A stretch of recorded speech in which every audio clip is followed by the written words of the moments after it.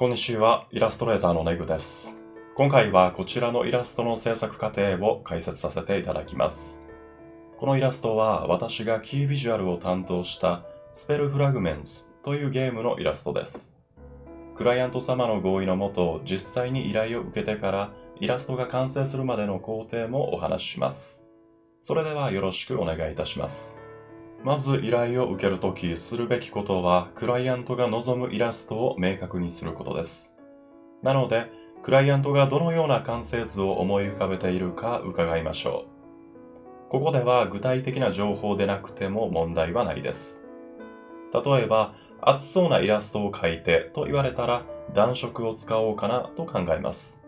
迫力のあるイラストを描いてと言われたら、パースが強めの構図を考えます。このようにクライアントからの情報を整理して方向性を定めましょう。そしてラフスケッチを複数枚提案してクライアントに選んでいただきます。というのが私が最初に行う一連の流れです。今回のイラストで求められていることは静かでダークな雰囲気でした。なので迫力のある構図は避けつつ全体的に感触を使用することをこの時点で決めていました。また、静けさを表現する構図の一つとして、遠目の画角で描くということがあります。ただ、今回はキャラクターの魅力を伝えるのも目的なので、キャラクターを小さく描くことはしません。このキャラクターは感情の薄い人形という設定があるため、躍動感のあるポーズは避けます。そして彼女は長い尻尾を持っていますが、このような特徴的なシルエットの物体は視線を集める力を持っています。尻尾がかっこよく見える構図を作りたいですね。また、今回は4つのラフスケッチを描きました。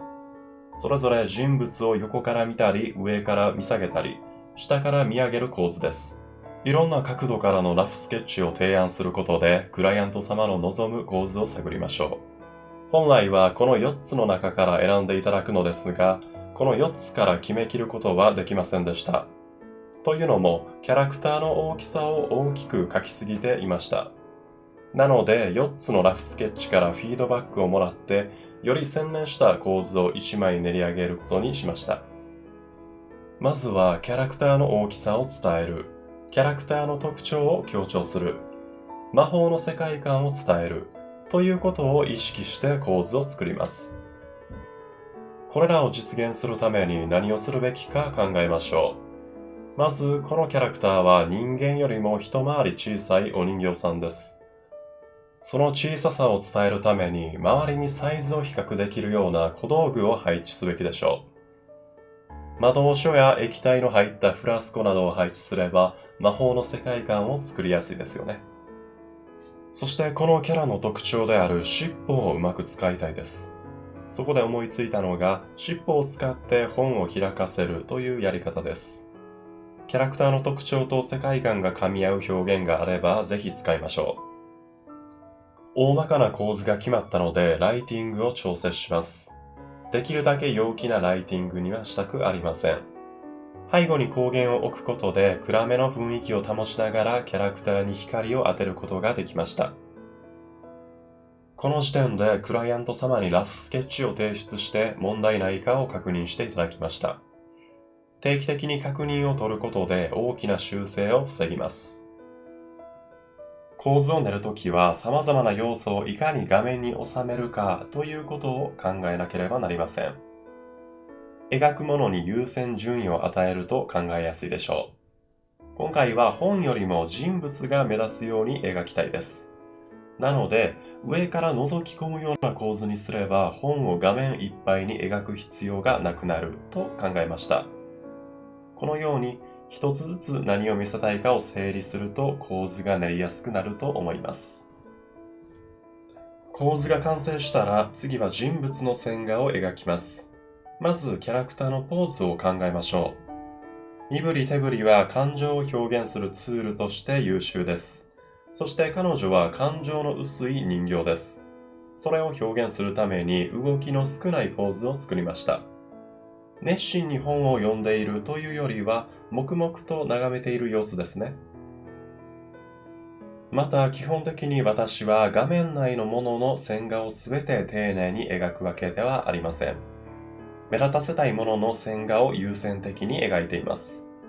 特に尻尾の造形は目線を集める力を持っているので丁寧に描きます。色を変えて描いているのは単純に見分けがつきやすくなるからですね。このような長い物体を描く際は赤い線のように中心を示す目印を作ると便利だと思います。例えばタコの足を描くときなどにも応用できます。顔を描き直した理由はより本の方向を向いているように見せるためです。以前の描き方だと少し目線がそれているように感じました。表情も見やすくなったため良い修正だったと思います。ここからは白黒でライティングを行っていきます。まず最初は全体に暗めの影を置きます。そして光源となるものから最初に塗っていきます。光源ができたことで光源に照らされる物体も色が塗れるようになりました。この描き方がわかりやすいので、私は色を塗り始める際はまず画面全体に影を落とすところから始めます。ただあくまでも目立たせたいのは光源ではなく人物です。そして人物を目立たせるには明暗のコントラストが必要です。人物のシルエットが浮き出るように背後にソフトブラシで明るい色を置きました。尻尾の塗り方を見るとさらにわかりやすいと思います。ハイライトや背後の光の反射を描いたことでよりシルエットが強調されました。グラデーションマップを使用し色の方向性を定めます。ランプからは暖色、本からは寒色の光が放たれています。ただ冷たいだけの雰囲気ではないということが伝わりますね。そして本が発光することで魔法の世界観を見せつつ人物の顔を下から照らすことができます。このようなライティングは薄暗い雰囲気のイラストで有効だと思います。ある程度色の方向性が定まったので、ここで一度こちらの画像をクライアント様に提出いたしました。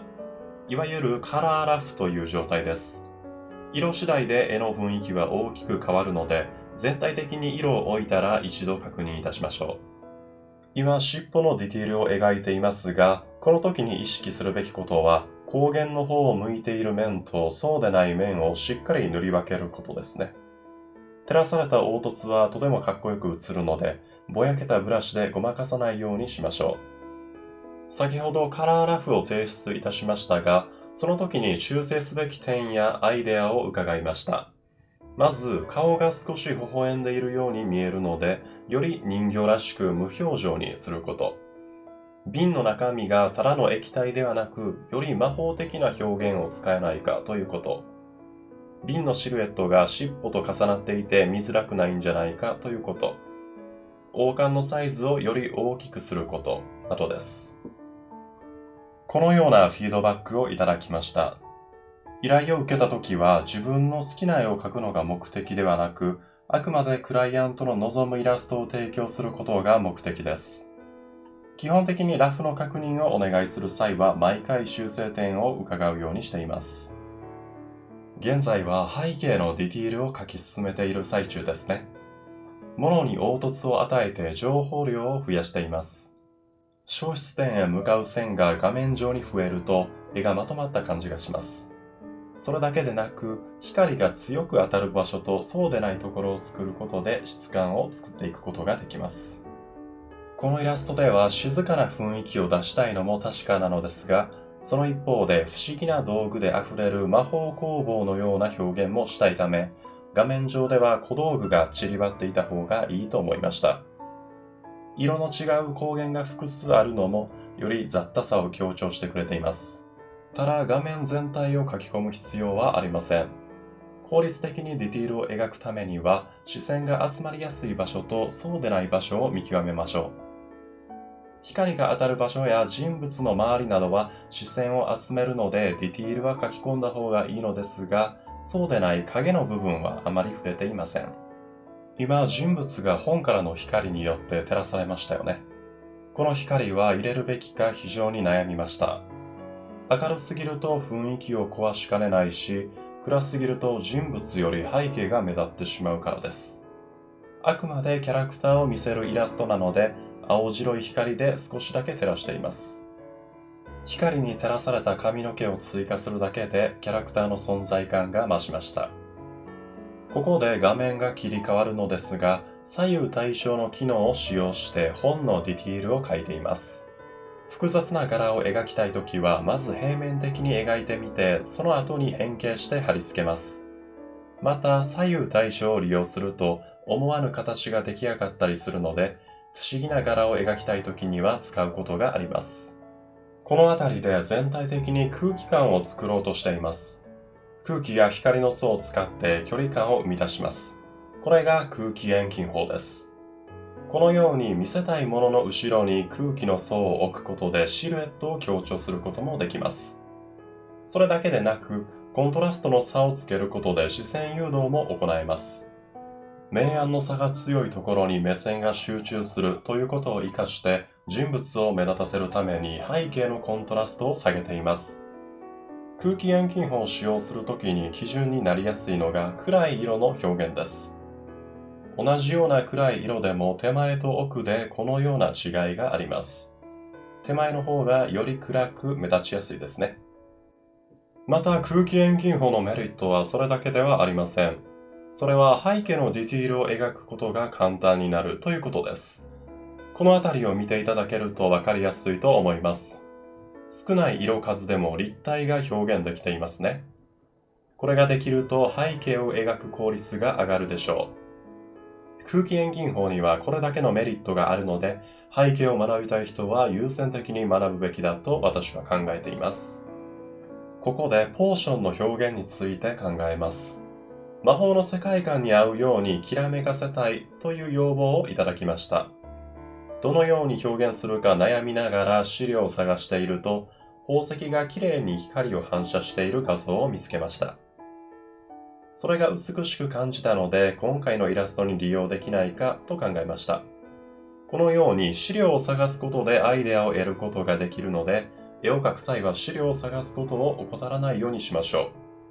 ただ、そのようなアイデアがクライアント様の望むものに必ずしも合うとは限らないので、レイヤーは結合せずにいつでも元の状態に戻せるようにしておきましょう。ここまで来るとこのイラストも大詰めです。キャラクターのディティールを作っていきましょう。立体感を作るときはどの光源に照らされているかということを考えます。ランプの暖色の光で照らされている面、本の寒色の光で照らされている面、両方の光が届かない面、これらを考えると色を塗りやすいと思います。ほぼほぼイラストが完成したので、このあたりでクライアント様に最終確認をお願いしました。依頼を受けた際、終盤で何度も大きな修正が入る場合、追加で料金が発生してしまうことがありますが、そうならないようにここまで定期的にフィードバックをいただいていました。やはり何度も確認を行うことは依頼を受ける際重要な工程になってきます。実際私が気づかなかった点などの指摘をいただけることがあります。このあたりの髪の毛の表現についても指摘をいただきました。空気遠近法を使用しているのでシルエットが強調されます。なのでもっと良いシルエットを作ればかっこいい髪の毛が描けたはずです。あとはいただいたキャラクターデザインの資料の通りにキャラクターのディティールを描いていきます。最後に触手についている目玉を描いていますが、しっかり資料を確認しなければ書き忘れてしまうところでした。資料の確認は本当に大事ですね。いただいたフィードバックをすべて修正して再度提出し直します。問題がなかったので今回のイラストはこれにて完成となります。いかがでしたでしょうか？今回は初めての試みとして依頼を受けた際どのように進めるかということも解説してみました。今回の動画が皆様の参考になれば幸いです。またこちらのイラストはスペルフラグメンツのクラウドファンディング向けの書き下ろしイラストとなります。ゲームやクラウドファンディングの情報は概要欄のリンクからご覧いただけます。それではご視聴ありがとうございました。